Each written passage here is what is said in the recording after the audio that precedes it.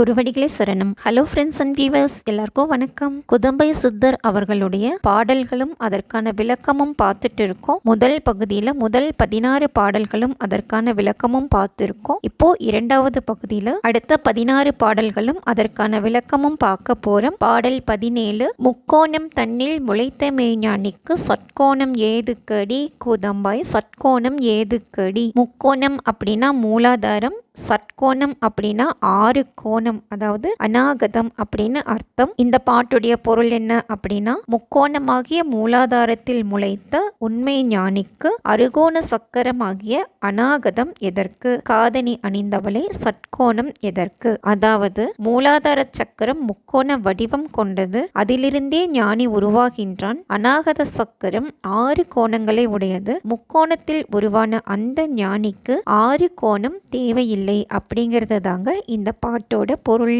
அடுத்தது 18வது பாடல். அட்டதிக்கெல்லாம் அசைந்தாடும் நாதற்கு நட்டனை ஏதுக்கடி குதம்பாய் நட்டனை ஏதுக்கடி. இதுதாங்க அந்த பாடல். அட்டதிக்கு அப்படின்னா 8 திசை, நட்டனை அப்படின்னா நடிப்பு.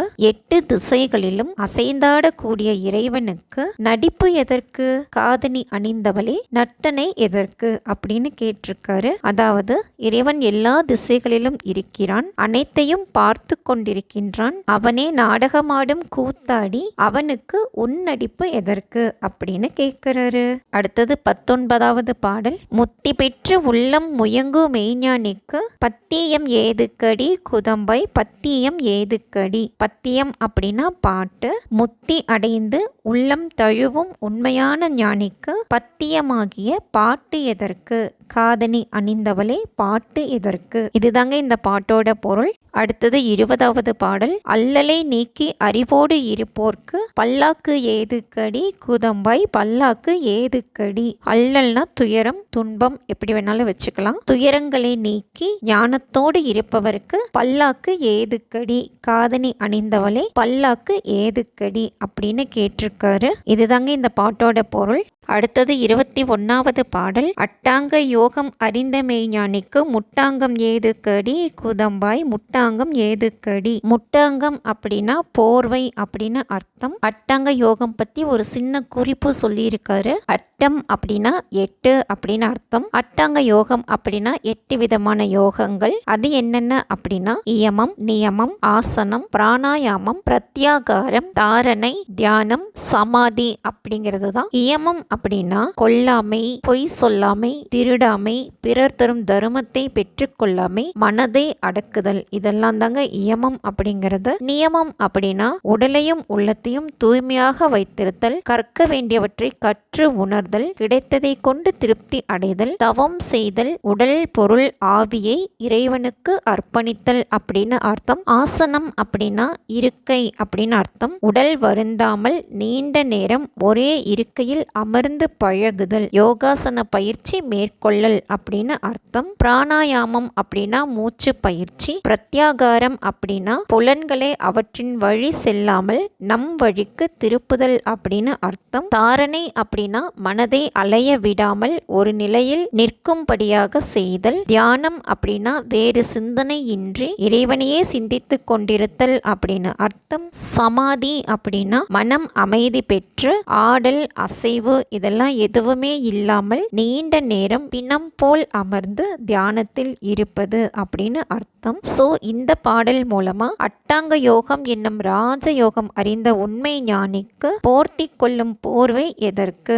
காதணி அணிந்தவளே முட்டாங்கம் எதற்கு அப்படின்னு கேட்டிருக்காரு. அடுத்தது 22வது பாடல். வேகம் அடக்கி விலங்கு மெய்ஞானிக்கு யோகம்தான் ஏதுக்கடி குதம்பாய் யோகம்தான் ஏதுக்கடி. யோகம் அப்படின்னா இறைவனை மனதால் வழிபடும் மார்க்கம். மனதின் வேகத்தை நிலைநிறுத்திய உண்மை ஞானிக்கு இறைவனை மனத்தால் வழிபடும் மார்க்கம் எதற்கு? காதணி அணிந்த பெண்ணே யோகம் எதற்கு அப்படின்னு கேட்டிருக்காரு. இதுதாங்க இந்த பாட்டோட பொருள். அடுத்தது 23வது பாடல். மாத்தானை வென்று மலைமேல் இருப்போர்க்கு பூத்தானம் ஏதுக்கடி குதம்பாய் பூத்தானம் ஏதுக்கடி. பூத்தானம் அப்படின்னா புதுமை அப்படின்னு அர்த்தம். பெரியதாகிய ஆசையை வென்று மலைமேல் இருப்போருக்கு புதுமை எதற்கு?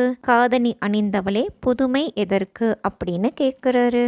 அடுத்தது 24வது பாடல். செத்தாரை போல திரியும் மெய்ஞானிக்கு கைத்தாளம் ஏதுக்கடி குதம்பாய் கைத்தாளம் ஏதுக்கடி. கைத்தாளம் அப்படின்னா கையால் கொட்டக்கூடிய தாளம். அதாவது இறந்தவரை போல் மனம் இன்றி திரியும் உண்மை ஞானிக்கு கையால் கொட்டும் தாளம் எதற்கு, காதணி அணிந்தவளே கைத்தாளம் எதற்கு அப்படின்னு கேட்டிருக்காரு.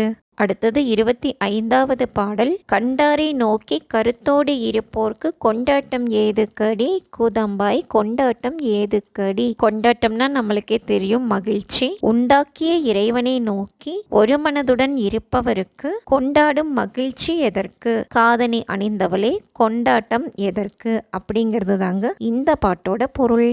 அடுத்தது 26வது பாடல். காலனை வென்ற கருத்தறிவாளருக்கு கோலங்கள் ஏதுக்கடி குதம் கோலங்கள் ஏதுக்கடி. காலன் அப்படின்னா யமன், கோலங்கள் அப்படின்னா அலங்காரங்கள். அப்படின்னா யமனை வென்ற ஞானிக்கு அலங்காரம் எதற்கு, காதணி அணிந்தவளே அலங்காரம் எதற்கு அப்படின்னு கேட்கிறாரு. யமனை வென்ற ஞானிகளுக்கு அலங்காரம் செய்து அழகாக உலவும் கோலங்கள் தேவையில்லை அப்படிங்கிறது தாங்க இந்த பாட்டோட பொருள்.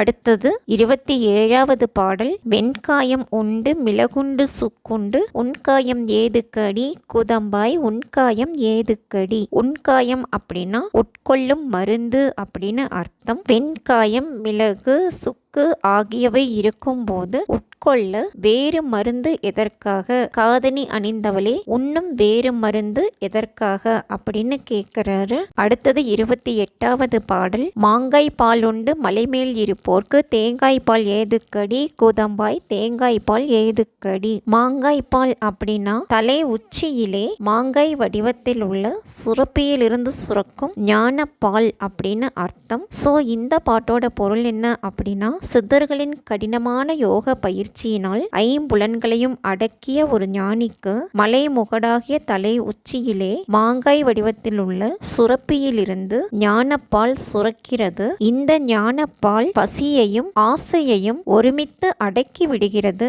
அதன் பிறகு ஆடம்பர உணவாகிய தேங்காயின் பால் வேண்டுவது இல்லை. காதணி அணிந்தவளே தேங்காய் பால் ஏதுக்கடி அப்படின்னு கேட்டிருக்காரு. அடுத்தது 29வது பாடல். பட்டணம் சுற்றி பகலே திரிவோர்க்கு முட்டாக்கு ஏதுக்கடி குதம்பாய் முட்டாக்கு ஏதுக்கடி. திரிவோர்கள் அப்படின்னா அலைபவர்கள், முட்டாக்கு அப்படின்னா தலையில் மூடக்கூடிய துணி. சோ இந்த பாட்டோட பொருள் என்ன அப்படின்னா, பட்டணத்தை சுற்றி பகலில் திரிபவர்க்கு தலையில் மூடும் முக்காடு எதற்காக, காதணி அணிந்தவளே முக்காடு எதற்காக அப்படிங்கிறது தான். அடுத்தது 30வது பாடல். தாவாரம் இல்லை தனக்கொரு வீடில்லை தேவாரம் ஏதுக்கடி குதம்பாய் தேவாரம் ஏதுக்கடி. தேவாரம் அப்படின்னா மூவர் பாடிய தெய்வ நூல் அப்படிங்கிறது நம்மளுக்கு தெரியும். இந்த பாட்டோட பொருள் என்ன அப்படின்னா, தங்குவதற்கு தாழ்வாரம் இல்லை, அதாவது சொந்தமாக வீடு இல்லை. அவ்வாறு இருக்கும்போது சமய குறவர்கள் மூவர் பாடிய தேவாரம் எதற்கு, காதணி அணிந்த பெண்ணே தேவாரம் எதற்கு அப்படிங்கிறது தான் இந்த பாட்டோட பொருள். அடுத்தது 31வது பாடல். தன்னை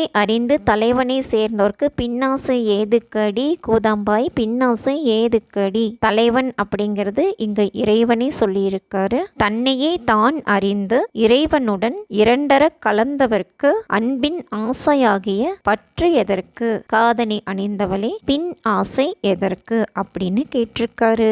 அடுத்தது நிறைவு பாடல், அதாவது 32வது பாடல். பத்தாவும் தானும் பதியோடு இருப்பார்க்கு உத்தாரம் ஏதுக்கடி குதம்பாய் உத்தாரம் ஏதுக்கடி. பத்தா அப்படின்னா மனைவி, பதி அப்படின்னா இறைவன், உத்தாரம் அப்படின்னா அனுமதி அப்படின்னு அர்த்தம். சோ இந்த பாட்டோட பொருள் என்ன அப்படின்னா, தலைவனும் தலைவியும் இறைவனுடன் இருக்க மற்றவர்களின் அனுமதி எதற்கு, காதணி அணிந்தவளே அனுமதி எதற்கு அப்படின்னு கேட்டிருக்காரு. இதுதாங்க இந்த பாட்டோட பொருள். என்ன ஃப்ரெண்ட்ஸ், 32 பாடல்களும் ரொம்ப எளிமையா அழகா எங்கும் நிறைந்தே இருக்கின்ற ஜோதியை அங்கத்துள் பார்ப்பாயடி குதம்பாய் அங்கத்துள் பார்ப்பாயடி அப்படின்னு, கடவுளாகிய ஜோதி எங்கும் நிறைந்தே இருந்தாலும் அந்த ஜோதியாகிய இறைவனை நம் உடம்பிற்கு உள்தான் பார்க்க வேண்டும் அப்படின்னு ரொம்பவே தெளிவா சொல்லியிருக்காரு குதம்பை சித்தர். அவருடைய ஆசிகள் இந்த பாடல் கேட்கும் அனைவருக்கும் பரிபூரணமாக கிடைக்கணும் அப்படின்னு மனதார வேண்டிக் கொள்கிறேன். மீண்டும் ஒரு சித்தர் பாடல் மற்றும் அதற்கான விளக்க உரையில் சந்திக்கலாம். தேங்க்யூ.